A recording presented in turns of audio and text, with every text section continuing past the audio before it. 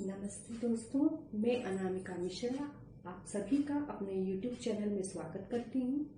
दोस्तों, आज मैं जिस मुद्दे को लेकर आपके सामने आई हूँ वो काफी ज्वलनशील मुद्दा है, जिसका की असर हम देख रहे हैं कि हमारे जीवन पे बहुत तेजी से पड़ रहा है।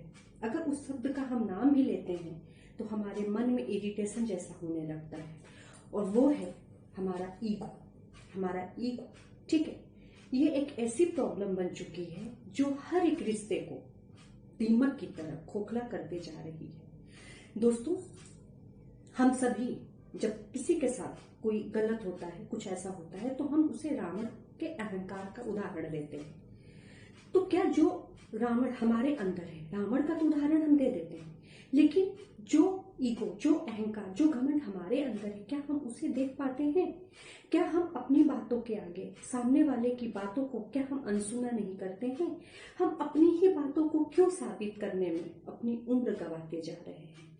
हम क्यों अपनों को क्यों नहीं समझ पाते हैं? दोस्तों, रिश्ता चाहे जो भी हो, रिश्ता चाहे वो माँ बाप का हो, चाहे वो माँ बेटे का हो, चाहे भाई बहन का हो, या फिर एक दोस्त का हो, रिश्ता चाहे जैसा भी हो, चाहे प्रेमी प्रेमिका का हो, अगर ये ईगो जिस रिश्ते में आ जाता है, उसी दिन से उस रिश्ते का अंत होना शुरू हो जाता है। दोस्तों, जो बातें मैं बता रही हूँ आपको, ऐसा नहीं है कि वो बातें आप नहीं जानते। हो सकता है आप मुझसे ज्यादा अच्छे से जान रहे हो सकता है मुझे उतना जो है वो ज्ञान ना हो, लेकिन जब कोई बात हमारे पे आती है, जब वही बात हम पे आती है, जब हमें इम्प्लीमेंट करना होता है, तो हम उस चीज को अनदेखा करते हैं। दोस्तों, आपने सुना है कि कोई भी व्यक्ति, चाहे वो किसी भी पद पे हो, चाहे वो कितना भी सामाजिक रूप से बड़ा व्यक्ति हो, आर्थिक रूप से बड़ा हो, या राजनीतिक दल का हो, लेकिन अगर उसके अंदर विनम्रता है, अगर उसके अंदर, उसके स्वभाव में लचीलापन है, तो कहीं ना कहीं वो उससे अपने दुश्मन का भी दिल जीत लेता है, दुश्मन भी उसके दीवाने हो जाते हैं। लेकिन अगर यही विनम्रता, यही जो उदारता है, अगर वो ईगो में बदल जाए, अगर वो उसके नेचर की कठोरता में बदल जाए, तो क्या वो उसको थोड़ा भी सुकून दे? नहीं। हम क्रोध में आकर के दोस्तों कभी कुछ ऐसा काम कर जाते हैं जो हमें नहीं करना चाहिए होता है, और उस क्रोध में हम कहीं ना कहीं अपनों को, अपने आप को ही हम तकलीफ पहुंचाते हैं। तो जब हम जानते हैं कि ये क्रोध, ये ईगो, ये अहंकार हमारे लिए नुकसानदायक है, तो हम क्यों नहीं अपनी गलतियों को मान के उस चीज को वहीं दूर करने की कोशिश करते हैं?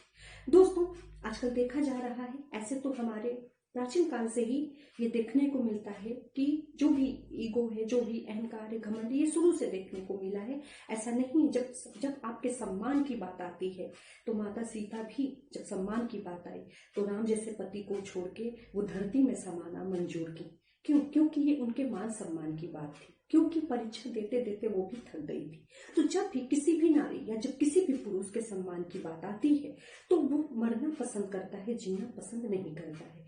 लेकिन दोस्तों, अगर हम ये सारे उदाहरण जानते हैं, ये सारी चीजों को हम देखते हैं, हम रामायण देखते हैं, हम महाभारत देखते हैं, तो हम उससे थोड़ा भी क्यों नहीं सीखते हैं? हमें पता है कि इससे हमारे अपनों का नुकसान है, इससे हमारे अपने का नुकसान है, हमारा खुद का नुकसान है, तो हम उस बातों को क्यों नहीं अवॉइड करते हैं, क्यों नहीं नजरअंदाज करते हैं? दोस्तों, एक बात आप जान लीजिए, हम जिनसे भी बेवफाई करते हैं या जो हमसे बेवफाई करते हैं, हकीकत में तो उनको पता ही नहीं है कि असल मायने में तो बेवफा हमारी अपनी खुद की जिंदगी है। बेवफाई हमारी अपनी जिंदगी करती है, हमारी सांसों को हमसे छीन करके। और जो हम दूसरों के पीछे भागते हैं, जो हम दूसरों के बहकावे में आते हैं, जो हम दूसरों के बहकावे में आके किसी भी रिश्ते पे शक करते हैं, किसी भी रिश्ते पे उंगली उठाते हैं, किसी भी रिश्ते के महत्व को हम नहीं समझ पाते हैं, एक दिन जो मासूका होती है वो मौत के रूप में आती है और हमें हमारे आगोश में, अपने आगोश में ले लेती है। तो दोस्तों, क्यों हम अपनी जिंदगी से बेवफाई करें? जिंदगी तो हमें पता ही है कि वो हमसे बेवफाई कर सकती है, वो एक दिन हमसे हमारी सांसों को छीन सकती है। तो क्यों, अगर हमारे पास 4 दिन की जिंदगी है तो उसको हम क्यों ना हंसी खुशी बिताएं? हम क्यों अपने रिश्तों में दरार डालते हैं? हम बिना किसी प्रूफ के, बिना किसी प्रमाण के हम किसी को भी अपराधी बोल देते हैं, किसी को भी बलात्कारी बोल देते हैं, किसी को भी दोषी, किसी को गुनहगार हम साबित कर देते हैं। हम बस उसको बोल देते हैं। अगर 4 ने बोला है तो हमने भी उसको बोल दिया कि हाँ, ये व्यक्ति ने ऐसा गलत गुनाह किया होगा। हम कभी भी किसी सत्य की ओर जाने की कोशिश नहीं करते हैं। हम उसको, उस प्रमाण को नहीं देखने की कोशिश करते हैं कि क्या जिसके बारे में जो बातें कही जा रही हैं वो कहाँ तक सही है, कहाँ तक गलत है।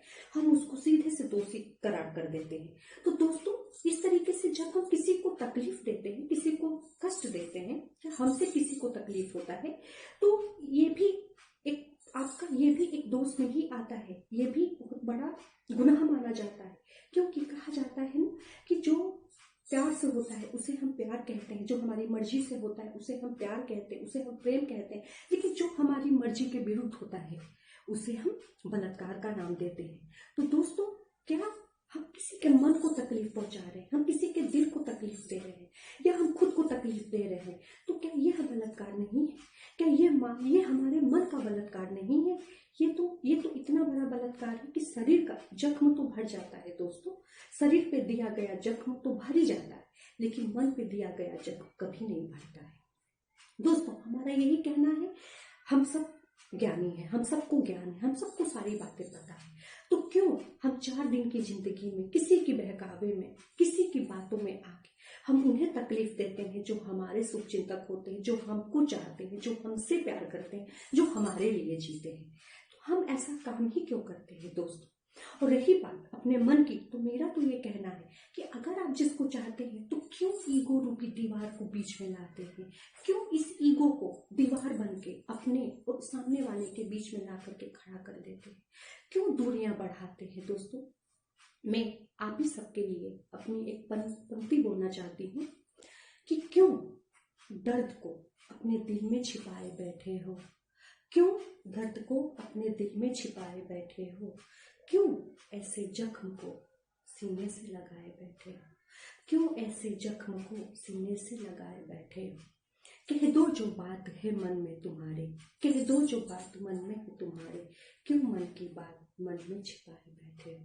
दोस्तों, हम उम्मीद करते हैं कि आपको ये मेरी बातें कुछ समझ में आई होंगी, या नहीं तो इस चीज को आप अकेले में शांत मन से, शांत दिमाग से आप इसको जरूर सोचने की कोशिश कीजिएगा कि हम क्या पा रहे हैं, क्या खो रहे हैं।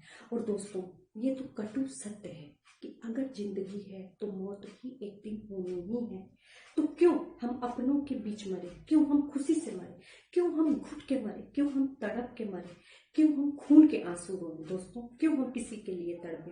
तो दोस्तों, मेरा ये कहना है कि अगर हमारे अंदर या आपके अंदर ऐसा कुछ पनप रहा है, ऐसी कुछ बातें घर कर गई हैं, ऐसी कुछ बातें मन को चोट पहुंचा गई, तो आप उसको बात करके, आप उसको शांत दिमाग से आप उसको सॉल्व कर सकते हो। आप अपने रिश्तों को बचा सकते हो, आप एक स्वस्थ रिश्ते का निर्माण कर सकते हो। तो दोस्तों, इसके साथ हम अपने शब्दों को विराम देना चाहते हैं और आपसे उम्मीद करते हैं कि आप स्वस्थ रहेंगे, सुरक्षित रहेंगे।